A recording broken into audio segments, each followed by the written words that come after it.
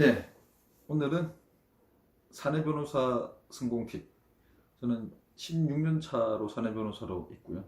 특히나 여의도라는 지역적인 같은 곳, 그리고 주로 증권회사 사내 변호사로 있습니다. 사내 변호사로서 성공했다고 볼 수 있고, 어떻게 하면 잘할 수 있을지를 오늘 좀 공유해 보도록 하겠습니다.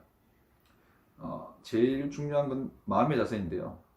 저는 이제 전문가로서는 변호사이지만 회사 구성원으로서는 변호사가 아닌 회사의 직원이다. 소속감을 가지게 되는 그런 구조가 제일 중요하다고 생각해요. 변호사로서 특권, 즉, 내가 변호사인데 내가 이런 걸 해야 돼? 이런 생각들을 가지시면 어렵습니다. 그래서 뭐 회사의 기획 업무라든지 각 부서마다 사업 계획, 사업 평가, 새로운 일들에 대한 기획 업무들이 많습니다. 대부분 변호사분들이 회사로 와서 그게 너무 싫다. 기분 좀 어렵겠죠. 변호사님들이 특히나 PPT 같은 거 잘 못 만듭니다. 그래서 내가 주말 정도를 투자하면 뭐 충분한 기본적 PPT를 만들 수가 있고요. 그래서 그런 일을 스스로 솔선해서 하시면 되게 좋습니다. 그런 기획 업무들은, 그리고 우리가 이제 궁극적으로 나가서 개업하더라도 모든 일들은 다 기획입니다. 내가 어떻게 마케팅을 하고 어떻게 우리가 더 부르셔야지, 이런 것들이 다 기획과 관련된 업무이기 때문에 사내 변호사로 할 일과 아닌 일, 이 구분이 없습니다. 부서에 필요하면 열심히 하는 거죠. 열심히 하는 게 필요하고요.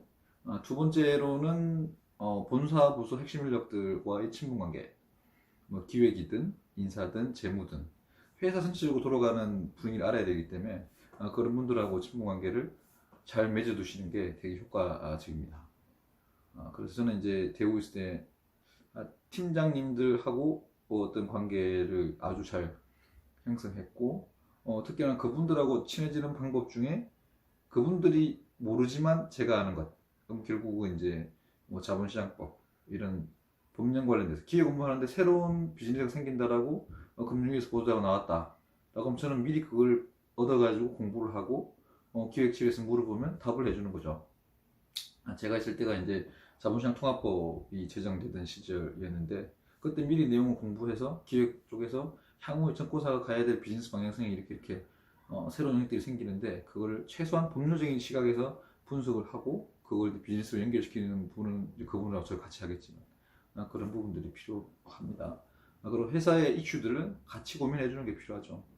회사에 뭐 송사가 생겼다, 아니면 뭐 회사에 어떤 새로운 일을 한다.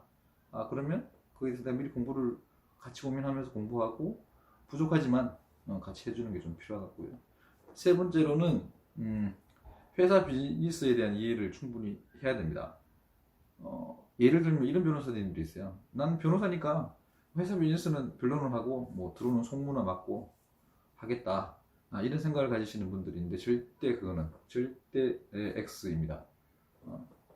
구성원이 되고 공동체가 되고, 이 친구가 변호사지만 진짜 조직 적응 잘하고 하는 그 가장 베이스는 뭐냐면 회사 비즈니스를 알아야 돼요. 그걸 알아야지 다른 부서 팀장들하고 어떤 대화를 나누고 다른 부서 직원들하고 어떤 대화를 나누더라도 이 친구는 회사에 대한 고민을 많이 한다.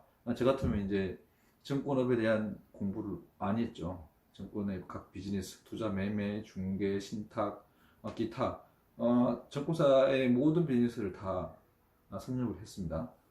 물론 뭐 해당 부서의 직원만큼을 아주 디테일하게 가지는 못하지만 그래도 뭐 웬만큼 다른 부서 팀장들하고 얘기를 하더라도 뒤지지 않을 정도까지는 만들어 놓는 거죠.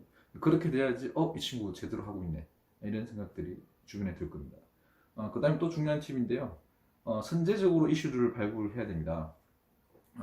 그게 이제 앞에 말하고도 상통하는 얘기죠. 그러니까 결국은 우리 회사는 순간이 아니라 영속적인 목표치를 가지고 있는 거고, 그 영속적인 목표치에 규제 변화가 많이 있죠. 법령의 체계죠. 금융, 금감원의 규제 방향성, 새로운 비즈니스의 영역, 뭐 이런 것들이 중간중간에 많이 나옵니다.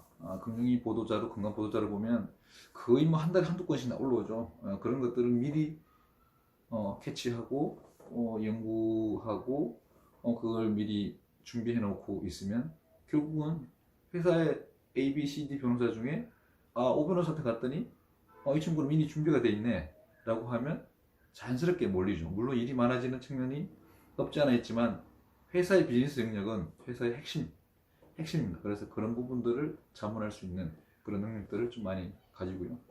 그 다음에 다섯 번째, 오늘의 마지막인데요. 최소 5년 이상 길게 보고 근무를 하셔야 됩니다. 저도 이제 팀을 회사 옮길 때마다 팀을 새로 셋업해서 가는 그런 비즈니스 많이 했는데, 기본적으로 이력서를 받아서 2, 3년 내에 한 번씩 옮기는 거, 이건 되게 부정적인 철새 1, 2년 내에 이직한다. 우리 이제 철새 이미지가 강하게 되는 거고요. 대신에 이직을 생각하더라도 깊이 있게 한 5년간 이 일을 파봅니다.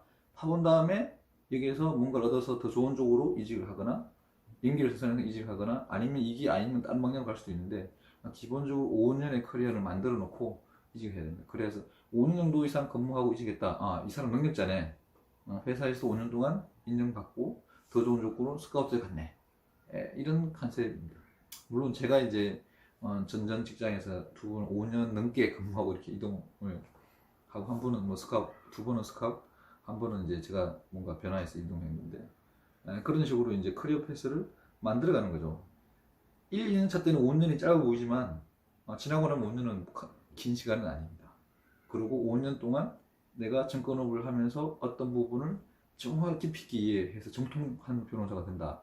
요런 게 필요한 거죠. 그렇게 되면 한 번 정통한 방향으로 가면 다른 데를 또 팔 때는 5년이 아니라 1, 2년 줄게, 어떤 데는 3개월 만에 파갈 수도 있죠.